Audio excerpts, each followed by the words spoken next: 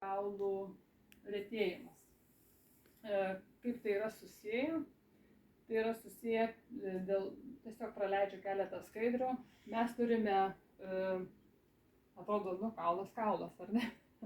Bet mes turime net 3 kaulinių ląstelių tipus skirtingus. Ir 2 tipai, osteoblastai būtent yra atsakingi už kaulų ardymą ir kaulo statymą. Ir atrodytų, kokia nesąmonė, kam tą kaulą reikia ardyti. Tai nereikia, tai kaulas, kaip sakyti, nereikia jo ardyti, bet iš tikrųjų tai reikia jį ardyti, nes mes atsinaujinam, mes iš tikrųjų gimstam su vienais kaulais, o mirštam jau su kelis kartus pasikeitusiais kaulais. Ir jeigu mes, tarkim, turėtumėm tik tai osteoblastus kaulą statančias ląsteles, mes sirgtumėm visi akromegalija. Žinot, tokia liga yra akromegalija, kai žmonėm pradeda augti atskiros galūnės. Toks krepšininkas buvo Leikė, man atrodo, užaugo jam apatinis žandikaulis, užaugo, kitiem pradeda augti pėdos, rankos pradeda augti. Yra tokia liga, kada būtent dėl tų ląstelių pertekliaus, o šitų trūkumo, vėl negerai.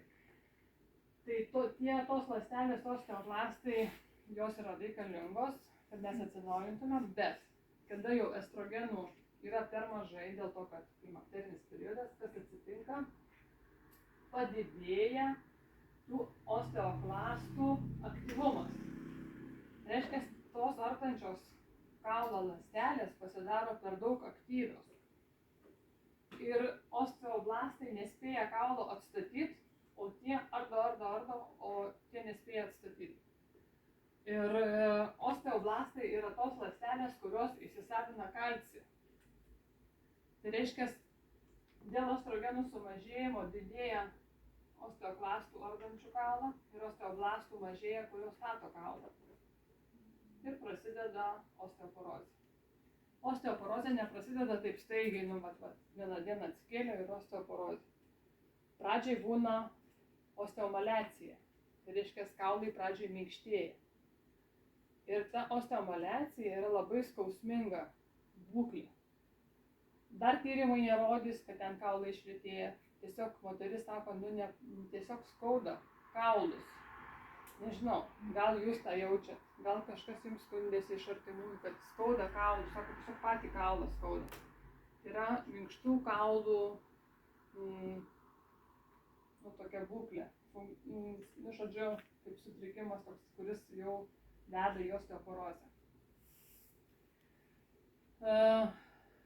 Tai žodžiu, išvadas pasidarom, ar ne, kiekviena pasidarom, kiek čia ta tema apie mane, kiek liečia. Ir įdomu, čia taip pat įdomu, žodžiu, kad ką kalba kinų medicina, nes tikrai kinų medicina atrodytų, kad yra labai labai pažengusi, iš tikrųjų. Holistiškai mano. Kinų medicina mano, kad tai nėra vien tik tai kiaušidžių reikalas ar kažkokio kito organo, tai yra kraujo, kepenų, inkstų nepakankamumas, menopauzė, tai yra sąstovis. Taip tikrai įdomi.